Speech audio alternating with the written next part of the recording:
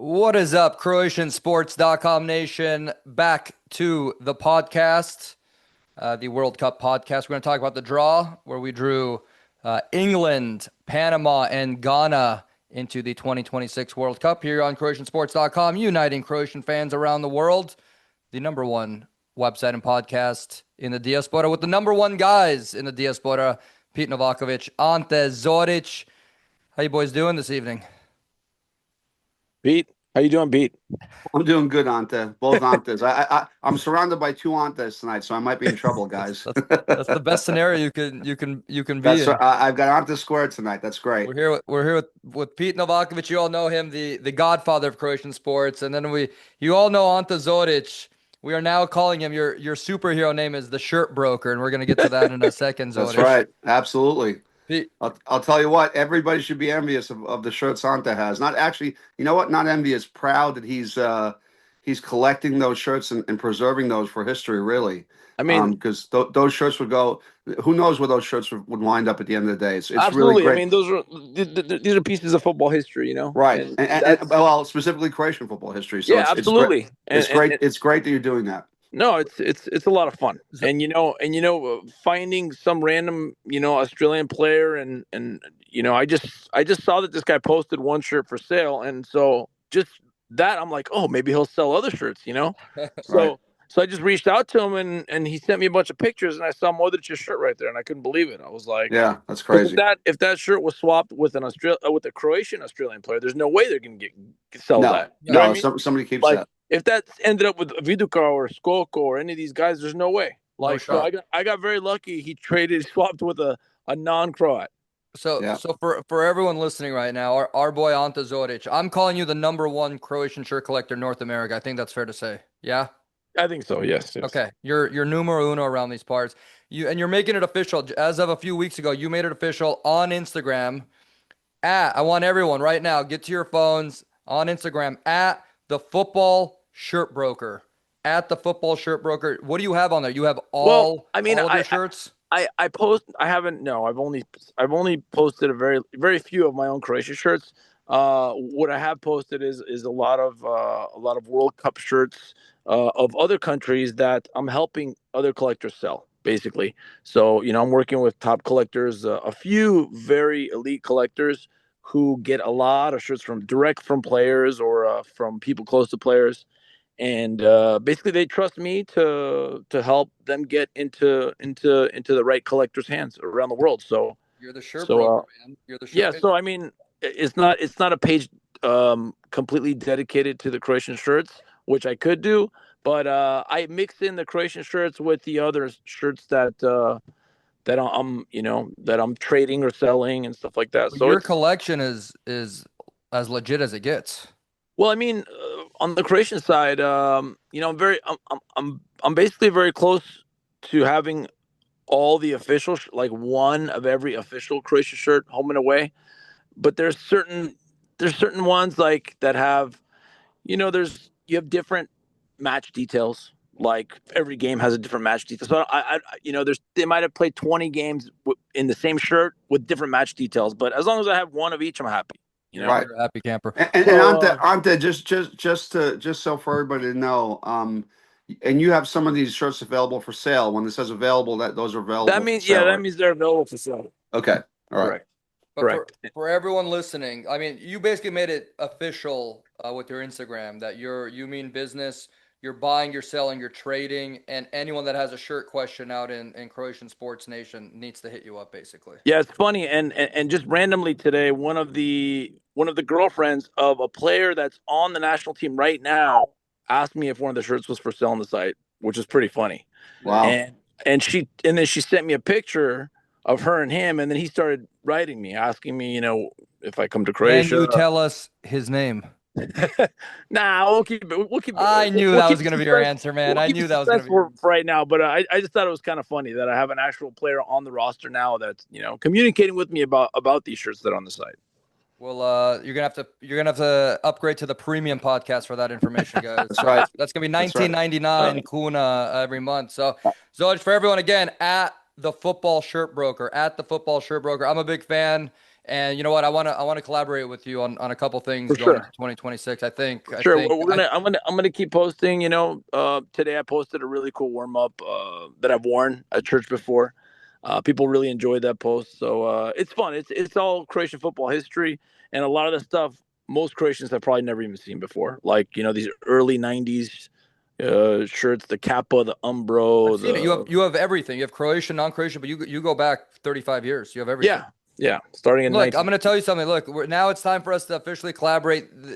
Every Croatian on the planet needs to know your collection. And for us collaborating, I'm going to tell you something that you've heard a million times in the past year. Vrime je. Yeah. Vrime No, je. it's fun. I'm having fun Vrime with je. it, and I'm meeting people from Croatian people again from all around the world. Just like I was searching for these rare Croatian diaspora shirts from around the world. I think I have over 80 different Croatian clubs when it comes to diaspora clubs too. You have That's everything. great. So You have that's everything. that's also fun. And I'm actually talking to somebody in Toronto about doing some type of shirt exhibit where we'd exhibit both Croatia shirts and diaspora shirts during the World Cup while Keep, around that keep, time where keep Panama's me in the there. loop. Keep me in the Definitely. loop. Keep me in the Definitely. loop.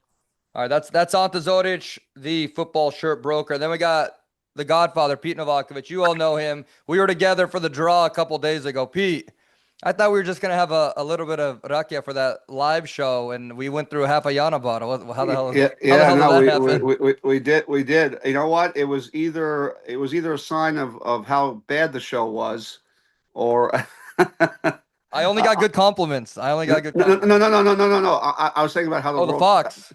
Yeah. I mean, I thought. I mean, I've got to say, I'm a little bit older than you guys. I've been watching these draws for a long time, and that one I was scratching my head when I went home that night because I was just trying to. I know I saw some rebroadcasts and some clips, and I didn't understand. Some of the things. Some of the things seemed obviously very political, and fraternizing. But it was. Listen, the draw was the draw, right? So now we all know who we're playing. I am still, and I guess I'm getting older, but I take it with a grain of salt now. I'm still bitter. I'm still bitter of where we ranked in the FIFA rankings. We didn't lose a game in the qualifications. Germany lost a game against Slovakia and winds up number 9. It was funny. I mean, you look at Germany's group and what if you think, okay, if Croatia was in that, I mean, you get Ivory Coast, you get Curacao. It's much different than getting England and Ghana, right? We'll be So okay. I'm happy with our group. We're gonna get into it. But look, we make pot one if there isn't three freaking hosts this year. When is yeah, there ever three hosts? Usually there's one, sometimes two. It is what it is. I'm happy with our opener. We're gonna talk about England. We're gonna talk about Panama. We're gonna talk about Ghana the next 30 minutes. Pete, I just want to make sure I'm okay with your brethren in New York. I hung up on Mata on Friday. Are we okay? We were live. yeah. No, we're okay. He knew we were. He didn't realize we were going live. He thought we were just chatting in front of the TV, and he had no idea. And so I told him to go on the site, but he's fine. Yeah, we're still friends. He's not Mato's he's a not mad at hardcore me. hardcore Croatian fan, and it's funny. Look how small the world is. I get a call from Ante. They're sitting across each other on the plane, like in Amsterdam this past year. Literally sitting across from each other. Who? Mato and Zoric? Mato and So Zoric. yeah, I met Out, his brother on a plane. He was out of sitting. the blue. Out of the There was blue. there was literally one guy sitting between us, and I'm asking him like, "Where are you from?" And when I say L.A. He's like, "Oh, my brother lives in L.A." I was like, "What's his name?" Peter Pete Novaković. And I couldn't Novaković. believe Oh my God. I couldn't believe it, man. So we hit it Well, off. We ended up because we were flying from Amsterdam to Split. We ended up going to that Eva and grabbing drinks before he had to get on a what's it called, yeah, boat he said he to gave the you a island. ride somewhere or something, Ante. Yeah. He, Yeah, he gave yeah, me a ride to my hotel to drop my stuff, and then yeah. his driver dropped us off at the Riva, That's and we, great. we, were, we were hanging out having drinks, talking, mostly Yeah, about Croatian football, of course. But yeah, yeah, But yeah. it was just a small world, but like you that's said. the Small world. magic. It's not even small world. That's the magic of being Croatian. You can meet someone in freaking Ghana and Panama and Australia, whatever, and you just start hitting it off. Pete, you were just at a World Series game 3, 4, and you ran into my brother accidentally. Totally accidentally. I mean, there was a post World Series thing at the 76 station there. They've been a longtime sponsor of the LA Dodgers, and there's a guy wearing a Dodgers jacket. and I'm trying to walk in between. It's really crowded and it's getting squeezed. I'm saying, excuse me. And so I tapped your brother on the shoulder. His back was to me, and I said, "Excuse me, young man." And I kept going, and he turned around. And he goes, "Well, I'm not that much of a young man." And I turned around and I go, "Wait a second." I said, Branimir, and he goes, Right. "Peter, it's crazy, guys. It's absolutely I could, nuts." I could see his bald head from 100 yards away. So that's Well, I'll tell you what, that nothing new jacket for looked like it me. was from 1985, though. It was a That good was a jacket. That's the 1988 Dodgers World Series jacket. That was a good jacket. But yeah, all right, gentlemen. Without further ado, we know who we're playing. We're playing England. We're playing Panama. We're playing Ghana. Let's talk about the opener against England in Dallas, Jerry's World. I not only love that we're playing England, I love that it's the first game. I think that gives us a big advantage, win, lose, or draw. But I want to kick it to you, boys. Pete, you were kind of complaining about where we were in the pot. Look, 66% of the third place teams are going through. First and second are going through. It's a watered down group stage. Are you guys worried about England at all? I mean, I'm not worried about England. I mean, listen, it would always be nicer if you had, but you know what? Here's also another thing I think about when I do the flip side. It might be better to have some tougher teams early. Maybe get them out of the way. Hopefully, you don't meet them further down the stage, although you think you can. But it's you might listen. You might run into a buzzsaw with with a Senegal. I mean, I don't think France is sitting too pretty with Norway and Senegal. I mean, the Scotland group, Brazil, Morocco. That's another killer group to me. I mean, I keep reading what I find a little bit funny, interesting though, and maybe not funny, interesting is when I'm reading about which is the group of death. Our group always pops up, and I don't know why that is. When I look at Senegal, France, and I look at Morocco, Brazil, and Scotland.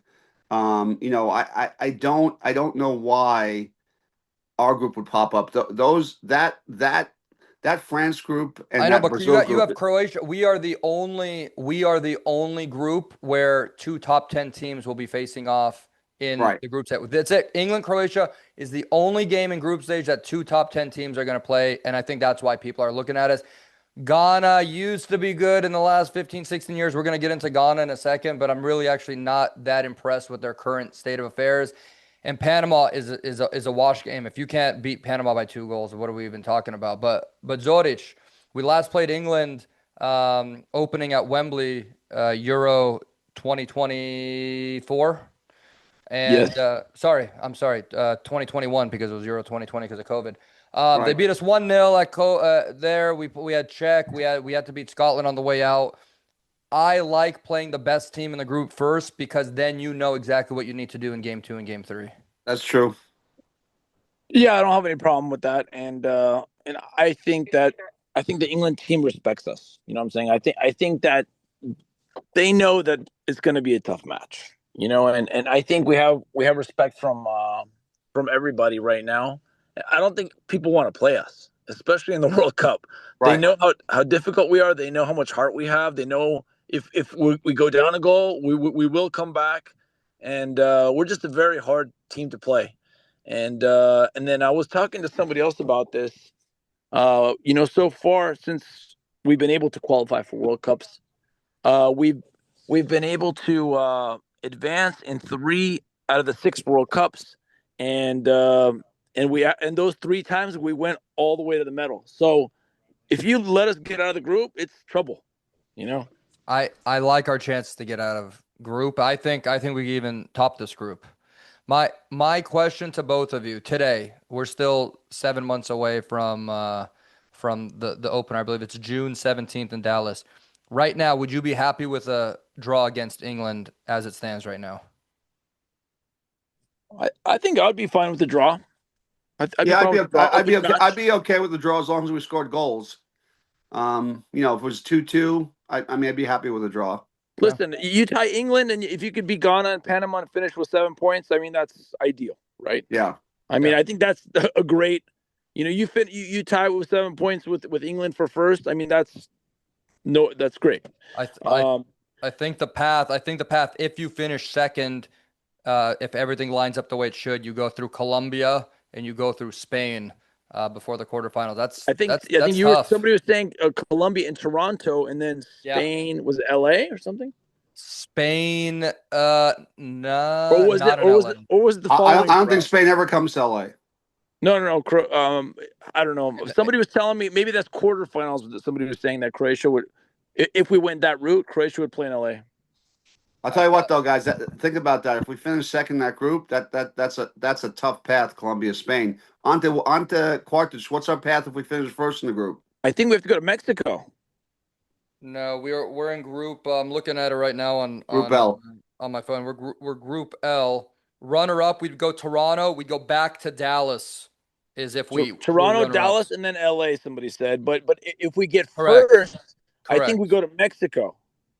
Somebody was saying Group L. If we won Group L, yeah, we go to Atlanta, then Mexico City, then Miami. Exactly, Atlanta and then Mexico City. Yeah. So everything's south, guys. We travel a lot. It seems like we do travel a lot, but you know what? I'm glad. Just for travel sake and language and whatnot, that we don't have any games in Mexico. But look, we're playing at Jerry's World. It's going to be 90,000 seats in Arlington. That's in Texas. I love it that the England fans, you know them, they're going to be obnoxious. They're going to be loud. They're going to be in party mode.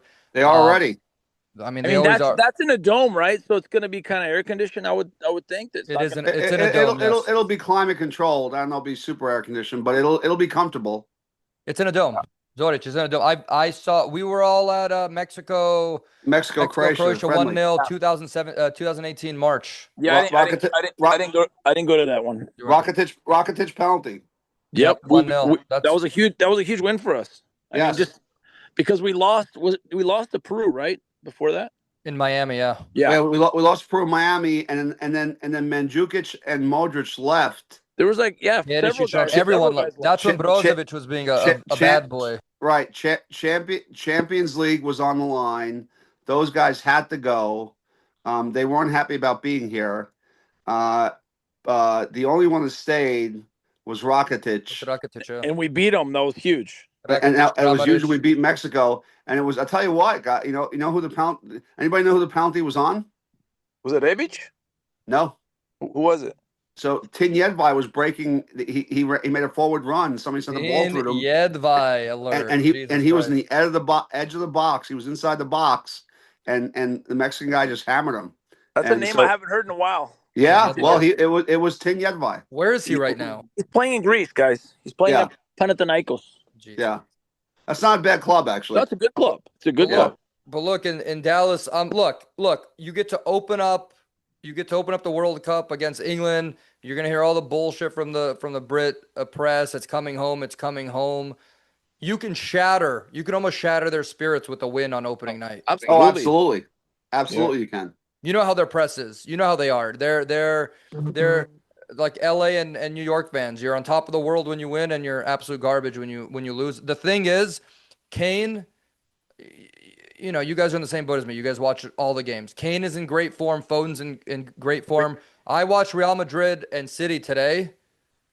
Real Madrid's in trouble. They might get rid of Alonso, and you know what? Bellingham looks like absolute garbage. I'm sorry.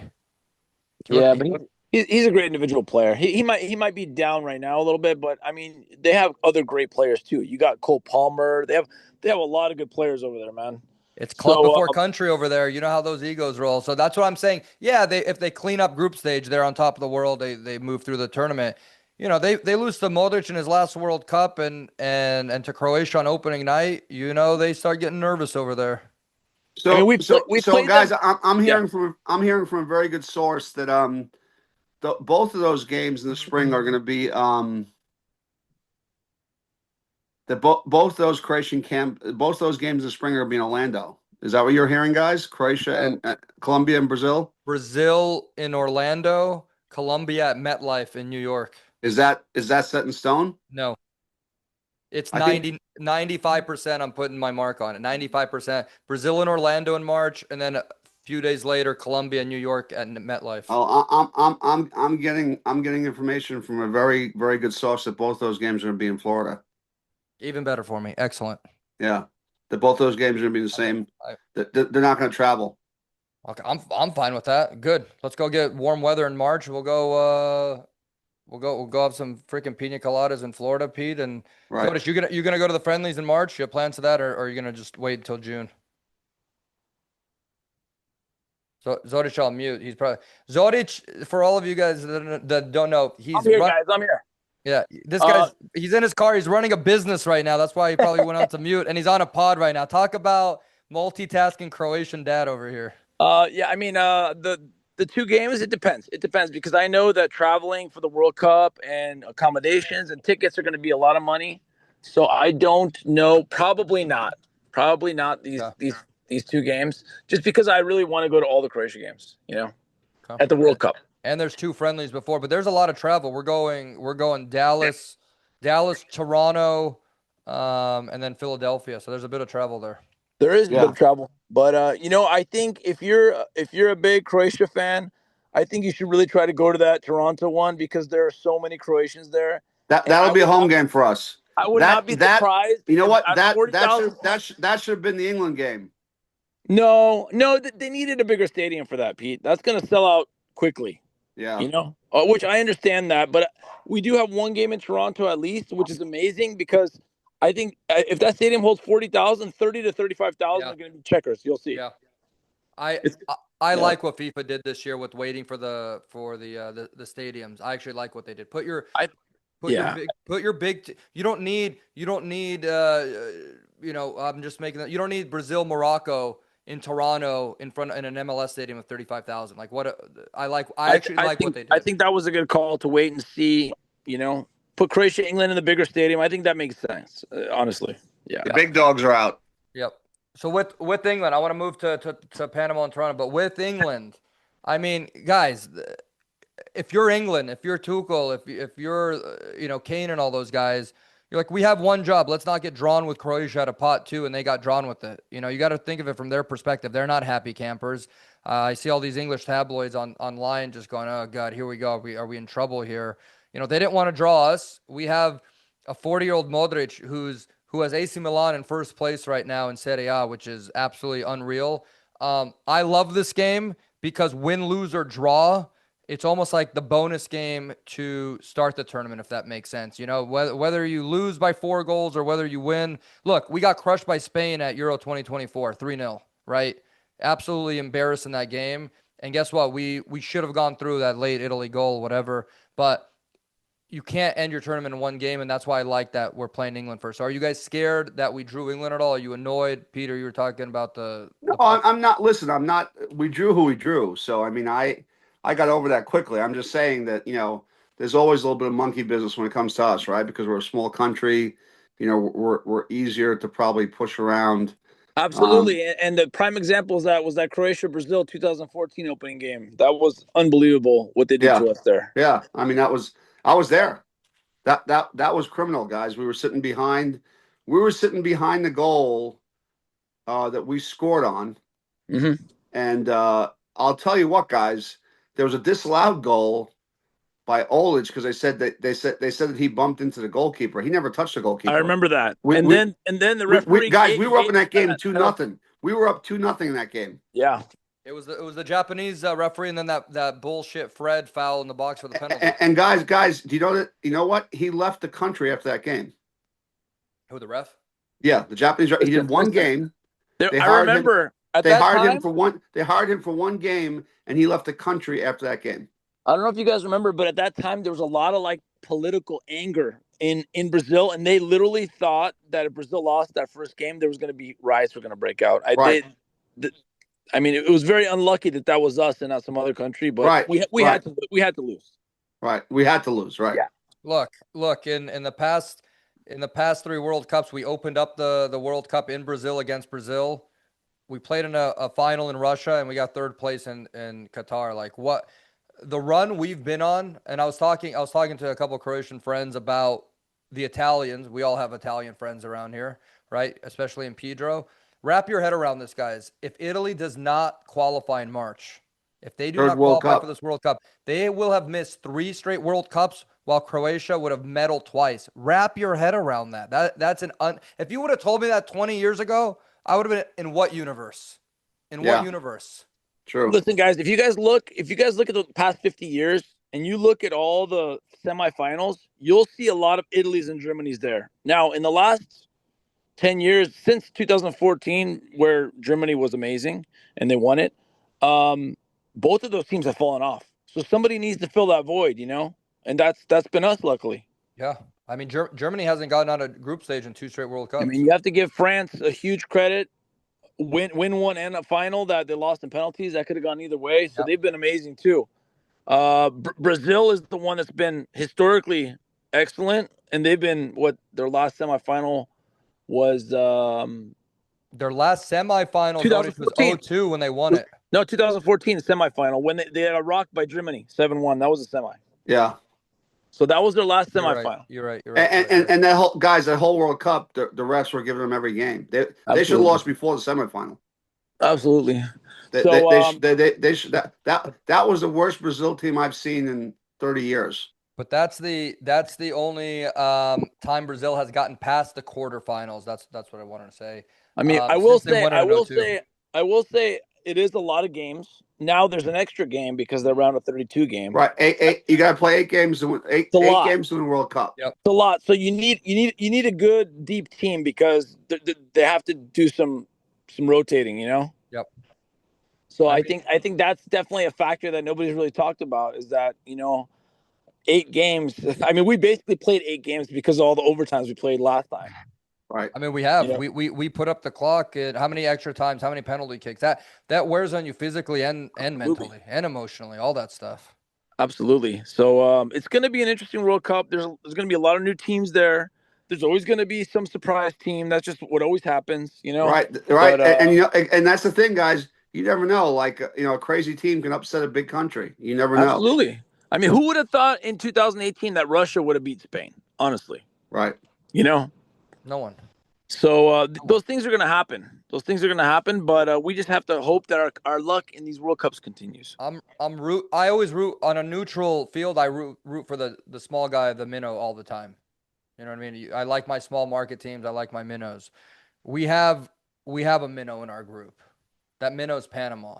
And I'm even calling them a bigger minnow now because they're in CONCACAF, which is North America.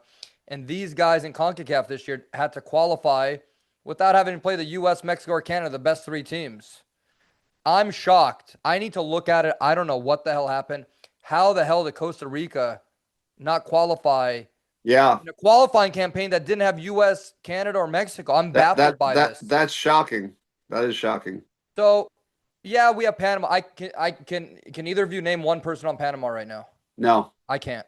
I'm sure they have a few guys playing in Europe. They always do. They do. Can you name one player right now? I mean, no. I don't think they have a superstar, but hey, if you're playing in, the Bundesliga or you're playing in the English Premier League for maybe not a top team, but those guys can play, But my point is, we cannot name one player on a team that we're playing in the World Cup. And let's not forget they qualified in front of the USA in 2018 as well. So right. I'm not surprised that they qualified, but I'm also saying that there was absolutely no competition. Let's think about who was left in CONCACAF after USA, Mexico, and Canada were out. So you had Panama, you had Trinidad, Tobago, you had Jamaica. Jamaica, right? Yeah. Jamaica's in a playoff. So who else was there? Let me name you the 3 final groups. I got them right here. So their last round was 12 teams, 3 groups each. Panama won their group with Suriname, Guatemala, El Salvador. Wow. So Panama, to get into the World Cup, had to beat out Suriname, Guatemala, and El Salvador. On home soil, Panama tied Suriname, Guatemala, and beat El Salvador 3-0. They had 2 draws at home to Suriname. Wow. Not impressive. What I think is crazy is the South America qualifying where 6 teams out of 10 go through and the 7th goes to a qualifying. Like Bolivia, Bolivia lost 10 games. 10 losses. 6 wins, 10 losses, and they still have a chance to go to the World Cup. Yeah, Bolivia had 10 losses and still have a shot to get in. And then you have teams in Europe with 2 losses and they're out. They're out. It's crazy. Guys, look at Hungary. I mean, Hungary I thought was a really good team actually. They're out. They got the parrot, man. They got the parrot from Ireland. Hungary I thought was a very good team actually. I thought they played some good soccer. They do play good ball, but and they're gone. I mean, I definitely thought they would qualify for this World Cup. I think Ireland has a tough route. That's Wales, Ireland, Bosnia, and who else? Turkey, right? Yeah, Turkey. That's a tough one. Is it Bosnia, Turkey? I got to look at it. I was looking at Panama right No, now. I don't think Bosnia's playing Turkey in the first round. No. But it's those four teams, right? Bosnia, Wales, Ireland, Turkey. That's the group. Do you have it pulled up right now? All these playoffs. I hate that we don't know who's going to be a playoff team. The playoff team should have played in November or early December, and you do the draw in January or something like that. This is Yeah, crazy that we yeah. don't know where they're going to Yeah, be. that is kind of weird, It's but so It's stupid. weird you don't know for 3 months. It's so stupid. And we're gonna be sipping on margaritas, hopefully in South Beach, Pete, while the Italians are playing freaking Wales or Macedonia or whoever. You know what? I think they do have North Macedonia. It was funny. I was listening to one of the pods on Sirius Radio, and they were talking about, hey, listen, the Italians have to watch out for these guys. I mean, the Macedonians beat them last time and knocked them out of the World Cup. You know, in the dying minutes of the game. Here, And so Italy's very suspect. I mean, Italy doesn't make a World Cup again. I don't know what's going to happen. It's going to be. I mean, that federation's have to blow everything up and start everything all over again. They have Gattuso couldn't win that the league with the Hajduk last year, and how he got this Italian job after that baffles me. Zorić, you know more about this than I do. How the hell did he get this Italian job after finishing third with Hajduk? I think nobody else wanted the job. I'll be honest. Yeah, I heard nobody wanted the I job. I think it was just kind of like the Dalic situation. I mean, for those that don't know, 4 or 5 coaches were called before Dalic said, "I'll do it," because the situation that Italian football is not good. You know. No. So he was willing to do it. I mean, he's a proud Italian. Unfortunately, he's a really poor coach. We saw that. He benched Rokas Pukstas, who I've been a huge fan of at Hajduk for the last 2 years, and he sent away Perisic. He treated him like garbage because he thought he was finished. He basically gave away the league for Croatia, for Hajduk. It was their year. Everything was set up. And I mean, Rakitic, Perisic, and Pukstas. I mean, if you couldn't win with those 3 guys. Listen, Rakitic he didn't give as much as he did in the last few years because of his age and his legs. But you look at what Perisic did later. I mean, he basically, I know from great sources in Croatia, he basically chased him off. They butted heads a few times, over some just a couple things. They had some misunderstandings, and then he basically wanted to show everybody who's boss, and he thought Perisic was done. But we know this, and then I love when your Homer Hajduk fans go, Perisic didn't want to be there. He wanted Champions League football. What are you talking about? That's not true at all. What are you That's talking not true about? at all because I know it's not true. When I know from a great source that once Gattuso said in the press conference Perisic was leaving, Perisic came to his friends and he said, "I don't know what I'm going to do. I don't have a club. I don't know where I'm going to go." So that's he's scoring bangers for Eindhoven in Champions League. So there you go, guys. It's unbelievable what he's doing in Eindhoven. Nobody thought he would make this type of recovery because the guy is just a workaholic. He's a workaholic. He's focused. He's a true professional, and we're lucky to have him. I have a feeling that Modric and Perisic will come back for Euro 2028. You heard it here first. Modric is going to get Milan. Modric is going to get Milan into Champions League. They're going to finish top 4 this year. They're tied for first place with Napoli right now. He's not retiring after getting AC Milan back into Champions League. No chance in hell. No chance in hell. The Italians haven't been good to aging Croatians. They weren't very nice to Juventus to Mandzukic. Yeah, but this is a legend. I watch these AC Milan games. Modric is sitting back. He's a point guard. He's dictating play. He's like Andrea Pirlo was. Like, you don't need to run. He plays good defense still, but he's dictating. And you know what? He has leadership on this AC Milan squad where I'm watching these Real Madrid games. They're falling apart because they don't have leadership. Cruz left. Ancelotti left. Well, they were actually Tony Meola, who I know from the Jersey area, was U.S. national team goalkeeper, was doing the game today, the Champions League game, and he was saying at the start of the second half, he goes, those are big shoes to fill. Modric and Cruz. I mean, those 2 guys alone, really dictated the pace of the game. He said whether they sped it up, they slowed it down. He said Real Madrid always controlled how the game was going to be played. He goes, now they're living on the counterattack. Counter And speed, it's all ego. There's it, no yeah, it's lane. but that's Mbappe's world. I mean, Mbappe lives on speed. Listen, he's lost about 2 steps since he was 18 years old. I mean, I actually predict that Real Madrid will win less Champions Leagues with Mbappe than they won with Modric. Oh, 100%. Plus, it's more competitive right now. Modric Right. had 6. Right. 6. I don't think Mbappe will get close to 3. I don't think Mbappe will get 3 with Real Madrid. He might not get 2. Yeah, he might not get 2. And if the the personalities get hot there, that's when they're like, oh, sell me. Look at him at PSG. He was too cool for school. Then he got his transfer. Right. You guys transfer to Real Madrid though, but his timing is really bad because losing Cruz and Modric was brutal for him Casemiro because left a couple years ago. You got to yeah, remember. yeah. Casemiro's barely hanging on now in England. I mean, he can give you a good 60 minutes, but that's about it.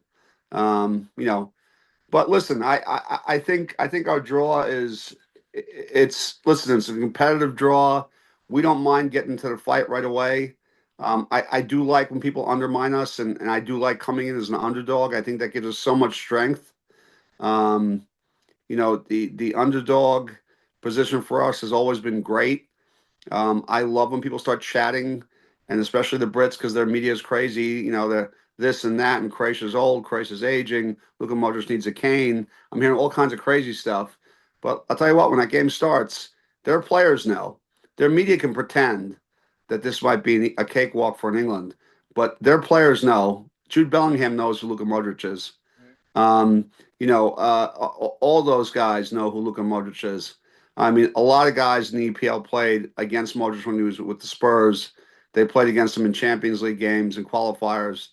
They all know. They all know who Luka is, and they say he hasn't missed a beat. I mean, he doesn't need to beat guys on pure speed. He just beats them on tactics. He runs sideways and he gives a ball away and gets the ball back and gets around defenders.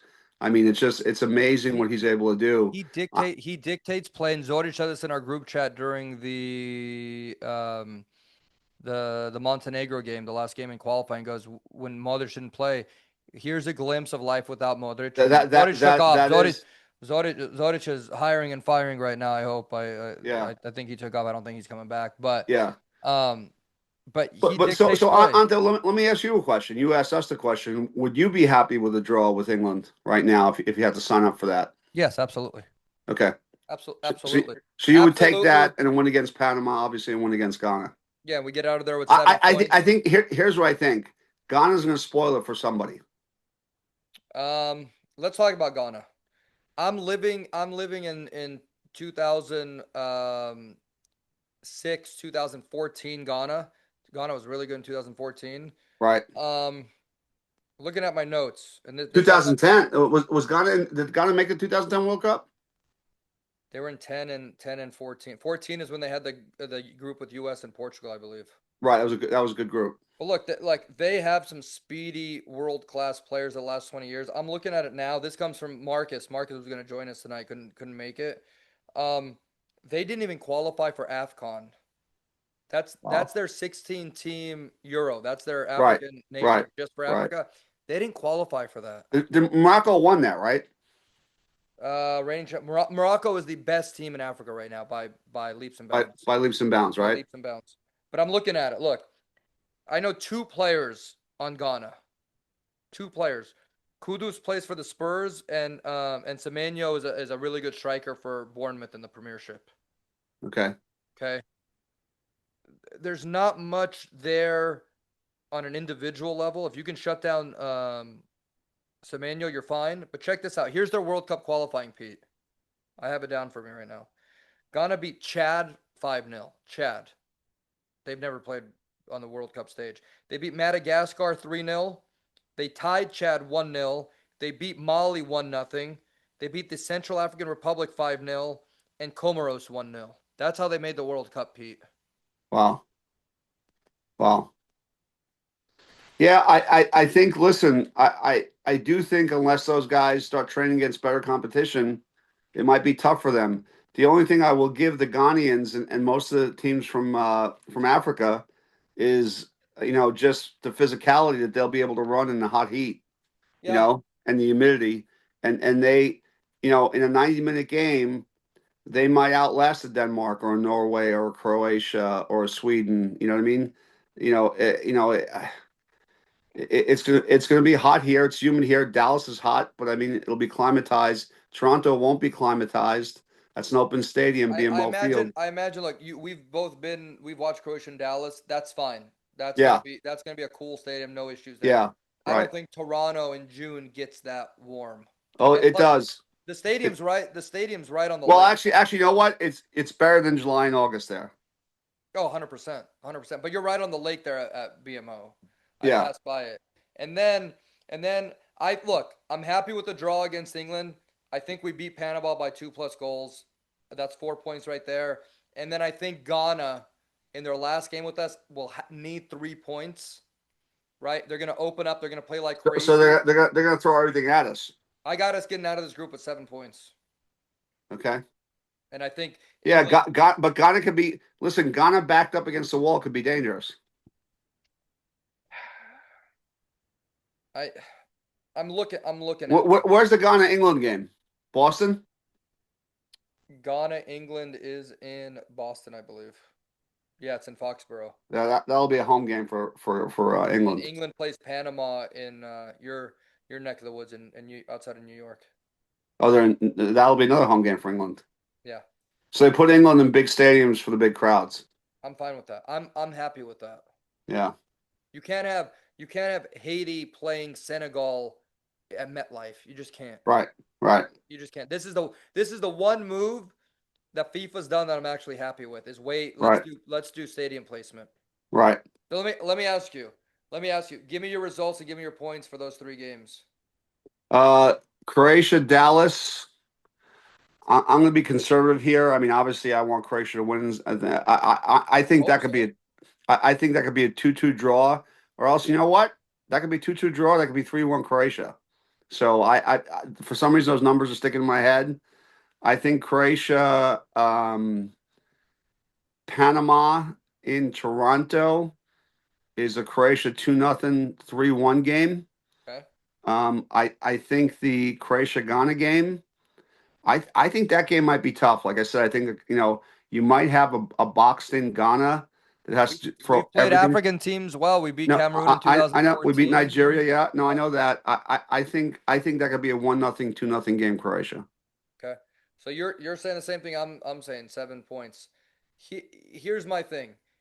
If we can play offensively and actually play on the front foot and not wait for the game to come to us, we'll be fine, especially if we have 2 wingers out there. We play Right. too many games. It's too conservative. We're playing chess out there. The other team scores first, and then we chase, and then we open up. I say, guys, if I'm Dalic, it's the first minute. We're down 1-0. I dig. Yeah. You know what I Yeah. mean? Go play. Yeah. We play too conservative. I think we have enough firepower to be I more I aggressive. I think Postlich from Orlando. You got to play him in these early games. I'd love to see him on the wings against England to give him a hard time getting around their back line and getting around them. I would. He's got to go find a club in January now. Yeah. Well, he's got it. Well, I don't know that he gets out of Orlando's deal. They'll let him out. There's deals there. Let me kick the same question back to Zorić. Zorić, welcome back. What's up? I'm back. What were we talking about? Did you hire someone or did you fire someone while you were gone? We're good. Everything's good. All right. The 3 games we talked about. Look, we left off with Ghana. Ghana is not even qualified for AFCON, which is their 16-team Euro for Africa. Basically, they didn't even qualify for that. And in World Cup qualifying, they beat Chad, Madagascar, tied Chad, beat Mali, Central African Republic, and Comoros. That's not that impressive, guys. Right. No, but the thing is, I mean, obviously the World Cup is the top stage, and you have to understand that they do have talented players. They do have players playing at good clubs in Europe. And listen, those guys are going to be extra motivated, But Right. I mean, this is a chance to get a big payday. You have a good World Cup. There's a lot of players that earn a good transfer after. Yeah, but we have the right leadership with Modric, Perisic, Kramaric, Livakovic. Those guys have been around. where we won't shit the bed. These guys are going to get there in these big stadiums. You're at the World Cup, and I think nerves do Listen, play we have a role. great team. We have a lot of experience, but you know how it goes. It's other team scores first. You got to attack. Counters open up. Things can happen. Like we don't know what's going to happen, but what we do know is we played African teams 2 times in World Cups. We played Cameroon in 2014, and I know that they were a mess then. Yeah. We beat them very That was the easily. Mandzukic stabbing.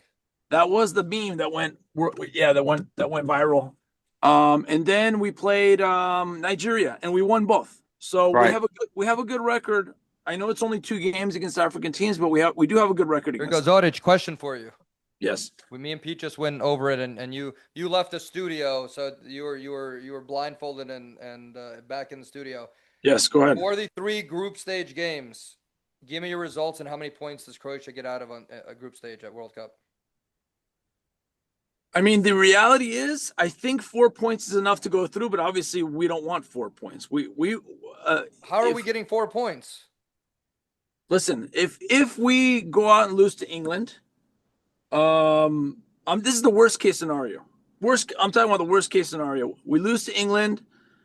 Draw. We beat Panama, and we tie Ghana. That's the worst case scenario. That should be enough for us to go through as one of the. But give the best give me your. I mean, listen. Ideally, you want to beat everyone, but is that going to happen? I know that. But give me your result. Do we lose, draw, beat? I think we tie England and we win the other 2, and we finish with 7 points. There is no other Croatian dudes out there that are that much agreement on the 3 of us. We all said the exact same thing, that we're going to get out of there with 7 points.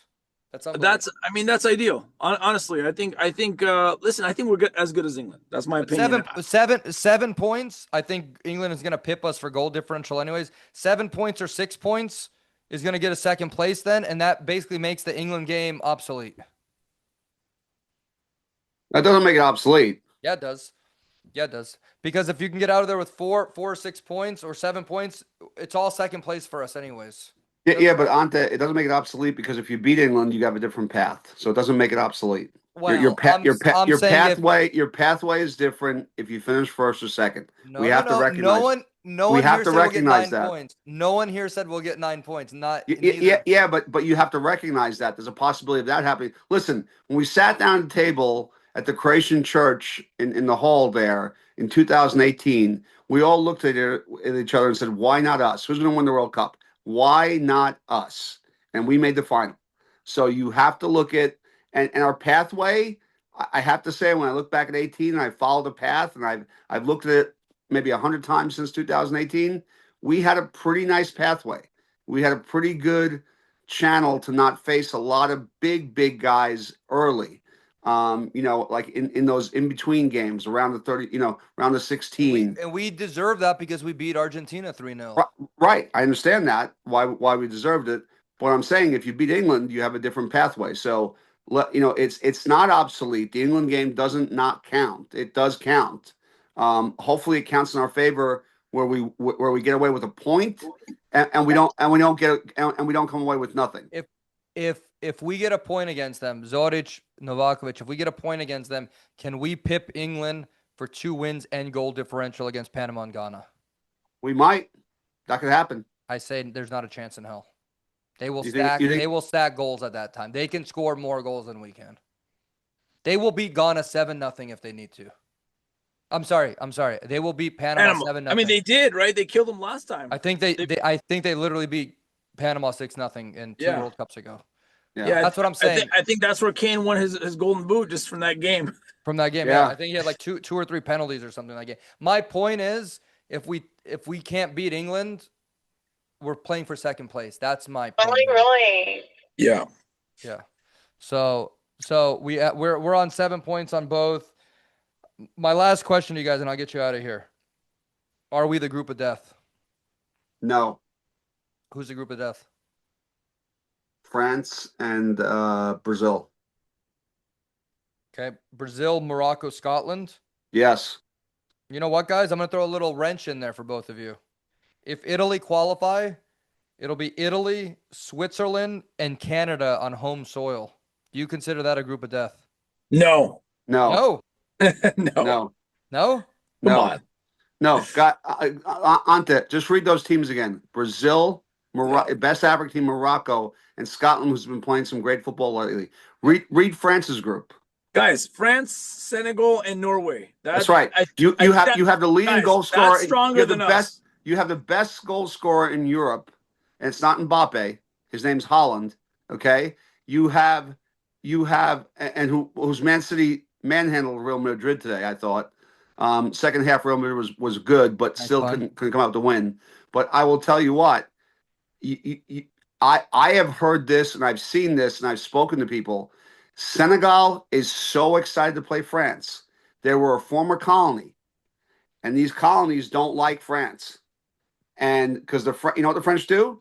The French rape and pillage these colonies for players. A lot of guys in the French national team are from different teams in Africa. Senegal wants to play France and show them what African football is like. You can try to pillage us, you can try to rape us and take our players, but we're going to show you. Senegal was smiling from ear to ear. They're going to be super motivated, guys. They're going to be super motivated. Absolutely. Listen. And you have to remember, they beat France in the 2002 World Cup, guys. That's right. That's absolutely right. And I'll tell you what, Senegal was, not too many countries smile from ear to ear when they pull France in a draw for a World Cup, but Senegal was. Right. Senegal was. They're excited. I don't disagree with you guys. Here, all right. Are we the group of death? No, we're not the group of death. No. You know what? There is no group of death this year because 8 teams qualify for 8 out of the 12 third place teams go anyways, and that's why this format is stupid. 32 teams was perfect. That's for another day. Here's my question to both of you, and we'll end on this because I think we're all in agreement. If you guys put us in Croatian politics and parliament, we would get shit done because we actually agree on stuff. I'm shocked by that. Here's my question for you: out of the group stage games, what is the most competitive and hardest group stage game between two teams? And here it is. It's either Brazil, Morocco, Croatia, England, or France, Norway. What is the biggest or more? I think every one of those games carries equal weight for those countries, for all those countries. No. I'm talking from a competition standpoint.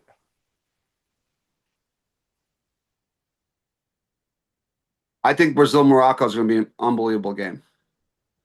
I think Brazil is trash right now. I'm really curious to see how Ancelotti's going to line up Brazil. I really am, and how they're going to look because they didn't do that great in qualifying, right? So guys, one thing important to remember about the Brazil factor. This is it for Neymar, right? So they want to do. Is he even going to make the team? We don't know he's going to make the team. Well, no, hold on. So, right. There's rumors he might not make the team. If he makes the team.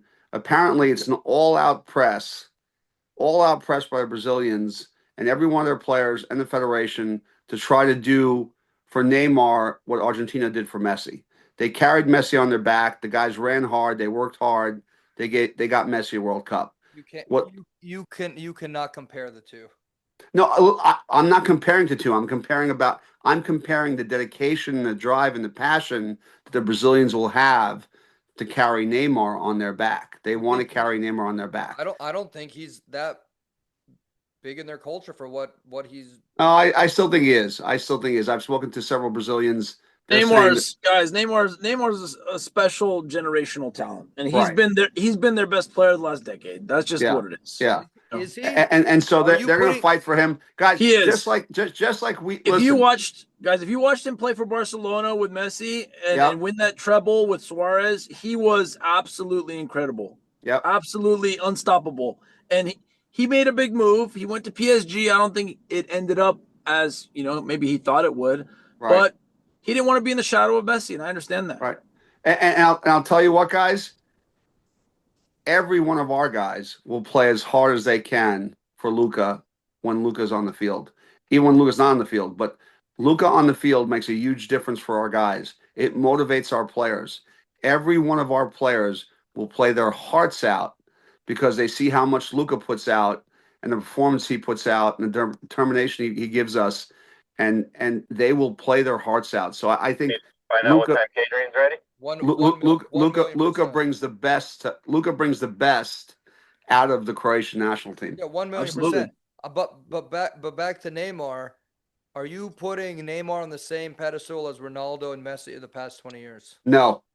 Okay, that's what I want answered. Zorić? No, but we said for Brazil though, he's been by far their best player. Yeah, Right. but I don't even put him up with OG Ronaldo. I don't put him up with Pele. I don't even put him up with Ronaldinho. No, but now we're talking two different things, Ante. You're talking about the best players that ever played the game and a generational player. Ante's right. So guys, you guys look at Neymar's that been a World 10, Cup. 12-year generational player. Look at He's that not been. 2002. He's not a legend. He's not a legend. Listen, look at that 2002 World Cup roster. You had like 4 Ballon d'Or winners from Brazil on that team. I mean, that was just madness. You know what I'm saying? And like then Brazil was just that's the thing is look at Hungary back in when they were great. Puskás, yeah. Guys, I was at the final in '98, the Rose Bowl. That Brazil game against Italy, I mean, Baggio skied one. Guys, that Brazil roster was unbelievable. In '98, Dunga, Ronaldinho. I mean, that Brazil roster was they had off an amazing the charts. team. And who would have thought that after 2002 that they would have no success? You know, Right. it's crazy when you think about it. And that was my point with Hungary is they were one of the best football teams in the world. They lost the final of the World Cup, but they were absolutely incredible, and they haven't done anything in 50 years now. Right. Well, I'll tell you what. You know what? You know what that sounds like? England. I mean, what does England only have one trophy in their history? One World Cup in their history. No Euros. No Euros. That's pretty bad. That's pretty bad. That's really bad, guys. But for the country that says that they're the patron saint of soccer, that's really bad. But we love it. We love it from our side. Yep. Hey, I'll never forget. I was in a was it 2006 Euro qualifiers or was it 2004? Mm-hmm. 4 qualifiers. When Mladen what, Petric? Petric, yeah.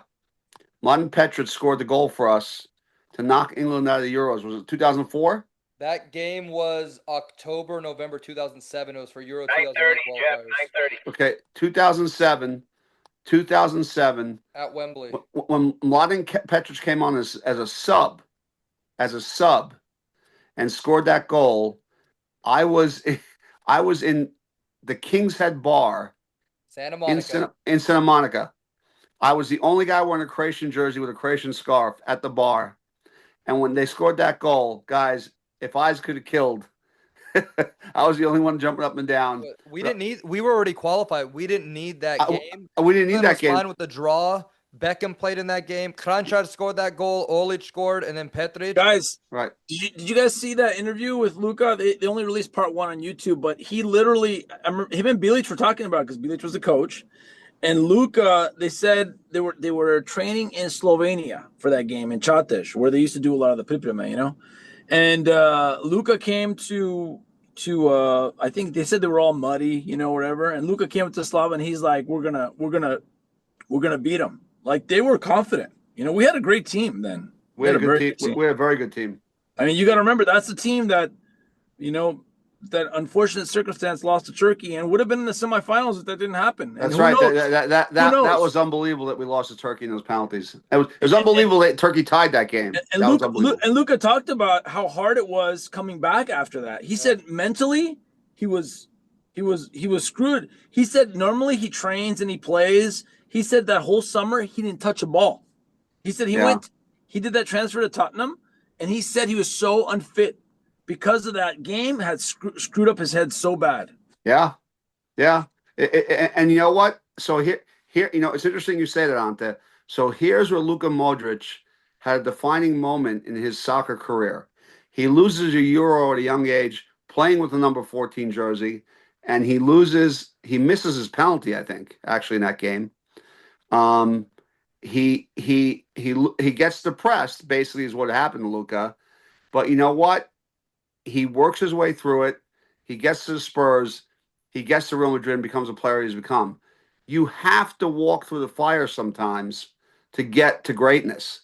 And that probably ripped Luka Modric's heart out. as it ripped out every Croatian fan's heart. Every Croatian soccer player was on that field that day. But not just that, Pete. Not just that. We didn't qualify for the World Cup in 2010. Right. I remember that. Right. You know what I mean? So we went that. We didn't go to Africa. That's right. That's the only World Cup we missed was South Africa. Yeah. So they went from that Turkey game.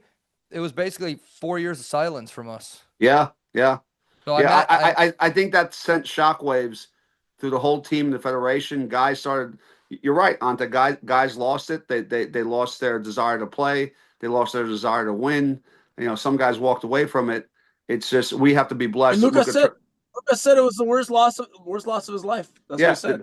God bless him the for one that hit him the hardest. Yeah, God bless him from being able to turn that around and do what he's done. Yeah, so he's seen both sides of the coin. Made a good point, I think. Yeah, he made a good point where you need to feel the lows to know what the highs are. Absolutely. Exactly. If you never get burnt, you never know what fire's like. You got to get burnt every once in a while, because if you don't get burnt, then everything's coming too easy to you. Yeah. And all of a sudden somebody steps up and punches you in the face and you have no idea where that came from. You gotta what's the saying in sports? You gotta lose before you can win, right? That's right. You gotta lose before you can win. And we've lost, we've won a little bit. Hey, this fucking run that we've been on this with this team in the last 8 years has been nothing short of magical. Yeah, I mean, we have to give huge credit. We haven't mentioned Zorić at all, but this is his 5th tournament that he's brought us to in a row, which is incredible. Incredible. Look, with Zorić, we shit on the 10% that we don't like, but we love the guy 90% of the time. Yeah, he played without a winger, a couple tactics here and there. What else can you ask from the guy? I've said this a million times. He deserves a statue in every Trg across Croatia right now. The joy he's given us, the games. Petković goal against Brazil. We have semifinal win against England. That goal Perisic scored against France. I mean, he has given us magical moments. And look, we're all older gentlemen in our life. Not a lot of things, really get us off our seats. And every time a goal happens and we're at Sveti Antas together, we're popping confetti, drinking, we're hopping around like we're 5-year-olds. That's special. That's because of Zorić, Modric, and the boys. And you can't thank them enough. Right. You can't thank him enough. No, Zorić is doing a great job for us. Listen, thank God, he was the 5th straw drawn. As Ante said, nobody wanted that job. Thank God again, some things fell into place for us. A guy who picked up the job. It was a blessing, guys. It was an absolute blessing for our whole country, for our people, for everything. Yep. It was meant to be. If you believe in fate, if you believe in stars aligning, Zlatko was meant to do this, and this is where we are now. And hopefully, we're just missing the first place now. We have the second and the third. Well, yeah, we're gonna have a better tournament than we did last. I would like to thank these odds makers for putting us as the 15th favorite. They didn't listen. They didn't pay attention the last 2 World Cups. Guys, I don't have it with me, and I apologize. Actually, I think I do know where it is. I have Croatia 2018 World Cup in November, before the draw, in October and November of 2017. I was in Vegas, and I went to New York, and Croatia was 40-1 to win the World Cup, guys. I put down $100 on Croatia. I still have that ticket. I made the same bet, Pete. I made the same bet, 100 at New York to win it. Did you really? Did you really? I did. Same bet. But did you keep your ticket? What's funny is I couldn't find it, but I did find I screenshotted it and I went back and I found a screenshot of it. So when I called before the final, they said that's fine as long as you have a screenshot of it. We would still pay you out if Croatia wins. Really? Wow. Yeah. No. I kept my ticket and I still have it to this day. Yeah, I always do that before the World Cup. I always put 100 on Croatia. It's just tradition. I have $1 million question for both of you then, with the betting twins over here. Last question. Did you guys hedge the final? I did not. Just let it ride. No, I couldn't bet against Croatia in the final. And actually, you know what? I didn't tell anybody I bet on Croatia until after the final. Yeah. All right, let's get out of here with one more quick question. The new jerseys, I think we know what they are. I posted it 1 million times. Zorić, you know all about the jerseys. Love them or hate them? You know what? I don't mind them. I don't mind the little checkers. I don't mind the white ones. The white ones I like. The white ones. home, yeah. Now the white ones have a blue panel on the back, or is it just underneath the arms? The white ones have a whole white back because a certain percentage of the jersey has to be white. So you can still use it against other teams that wear other colors. There's a whole reason why they do that white back on the jersey. So isn't there? But didn't there there was one jersey that came out that looked like it had some blue panels underneath the arms, like on the sides. Is that not the white jersey? No. So the white jersey is all white. It's got little red checkers on the front, small little red checkers with a white panel on the front. I saw that. And then it's got the good have been the Nike swoosh in the middle of the shirt. Right, like our current shirt. The blue one, we'll see. They still haven't unveiled them. Everything so far is a rumor, but I think it's going to be fun to see what Adidas can do for us. To be honest, because I don't know. I always like when they experiment a little bit with the away. I like the away one from the last World Cup. It was different. It was different. Guys, my favorite jersey of the last 20 years. Well, I've got two favorites. 2018 away, Pete. Is it? Yeah, right? 2018 away jersey, man. That blue with the red letters and the black back and the blue and black. There it goes. That's it. That's what jersey. I mean. I like when they change it up a bit. Yeah, that was a great jersey, and I still got to go with the old Lotto jersey, the blue one. That to me is an iconic jersey. That Lotto jersey. Lotto had amazing designs for us. Yeah, Lotto. That jersey. And if you look closely at that jersey, the embroidery on there, H&S. There's Gerbs on there. There's all kinds of stuff. That was that. Those are two great jerseys. Guys, listen. Yeah, go ahead. No, I was just gonna say we should probably wrap it up here. So we're only 30 minutes over it. We can't help ourselves, can we? Yeah, that's okay. That's okay. So we got Croatia going through. The consensus is 7 points. 7 points. So which will bring us through in second place, which I think is a tough draw. But I'll tell you what. Again, after what we've done in the last 12 or 14 years, tough for us is just another game. We play tough games, and we do well in those games. It seems like, and hopefully we can keep that momentum going. Listen, I know we're a couple of years older. I know we're a step slower, but hopefully we can keep those kinds of wins in our back pocket, and beat some of the big giants. Well, we'll be okay. We have the experience, and you know what? I just want to play attractive football, and I want to play fearless football from the opening whistle. If we can play from the opening whistle like we're already down 1-0, we're in good shape. It would be nice. It would be nice to play some games where we actually go up and hold the lead instead of going down every game like that. Right. I felt like every tournament we go down a goal and then we just start playing and we score. It's like, why couldn't you just do that before? Right. Right. Why are you? It's almost like you have to piss our guys off for them. Yeah, that's why. But it's like we're playing on a handbrake, And then once that's released, we're so dangerous. Right. I like the handbrake analogy. It's true. We play chess gets scored on, and then it's like, okay, I dig it. All right, we gotta go score now. Guys, here's the thing. What the worst thing is, and I hear this in other sports too. You got to do things naturally. If you think about it too much, you're in trouble. Yeah. You've got to do what comes natural. Every one of our guys can naturally play soccer. They're natural footballers. The Croatians have proven that over and over again through the generations. Guys, just go and play. Have fun. You're playing a kid's game. You are playing a kid's game, and you're getting paid a lot of money for it, some of you. Go have fun. The most fun you ever had was when you were a kid and you weren't getting $1 to play. You know what I mean? Those are the most free times. When you can play free and have fun, you will win games. You'll score goals. You'll be creative. Listen, that goal Vuskovic scored over the weekend, that's being free and creative. I mean, that's crazy. I mean, look at the scorpion. Everybody's talking about it. It's all over the internet. I mean, that's creative. That's Croatian creativeness, guys. That's in the genes. Never forget that. We have that. It's when we over-scrutinize, like you said, Ante K, and you said, Ante Zorić, when we have the handbrake on, that's when we're in trouble. Let us play. You know what, Dalic, there's one thing I would say to you right now. Let the boys play, especially against England. You know what? Let's be the Tigers. They can be the Lions. Let's be the Tigers. Come out and play like a bunch of Tigers, boys, and we win that game. Absolutely. I agree. I know who's doing the pregame speech. You sold me, baby. You sold me.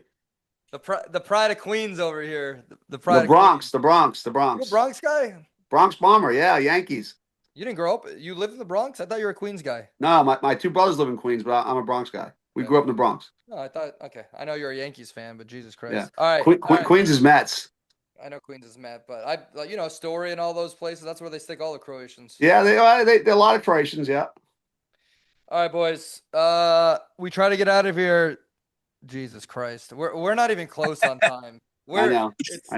You know, when you're having a good time, We haven't done this in a while, guys. We haven't done this in a while, and it really is just like hanging out. We got to do it in person. Zorić, we're gonna hook you up. Everyone still with us at in the spring, guys. In the spring, we'll sit down. We'll sit down. Play poker. Play Pete. You a poker yeah, player? we'll sit down at one table, guys, and exactly. We'll have That'd be fun. We'll talk Croatian soccer. Let's do it. All right, guys. All right, guys. All right, good talking to you guys. Croatian sports. Pete Novaković, Ante, Zorić. All right, everyone, back to the real jobs. Lako noć, guys. Have a good night. Lako noć, Good night. Bye. Bye.